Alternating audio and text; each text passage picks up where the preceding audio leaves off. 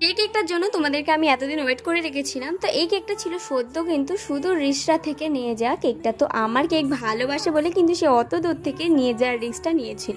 তো আমায় বলেছিল কেকটা ঠিকভাবে আসবে, তো আমি বলছি হ্যাঁ তোমরা ঠিকভাবে নিয়ে যেতে পারলে অবশ্যই নিয়ে যাবে। তো আমি ডেলিভারি করতে পারছিলাম না সেদিন, তো তারাই এসে নিয়ে গিয়েছিল কিন্তু অত দূর থেকে কেকটা। তো আমি একটা ভালো বড় পেটির মধ্যে করে কিন্তু কেকটাকে দিয়ে দিয়েছিলাম। তো লাস্টে বলে যে একটু ডলটা উল্টে গেছিলো, মানে আর কি টেডিটা, তো সেটা আবার শুয়ে দিয়ে মানে ঠিক করে তারা বসে নিয়েছিল। তো সেই ফটোটা আমি লাস্টে তোমাদের সাথে শেয়ার করে দেবো। তো যাই হোক, এই কেকের এই ফন্ডান্টের ডলটা টেডিটা আর মাশরুমগুলো বানাতে আমার খুবই কিউট লেগেছে।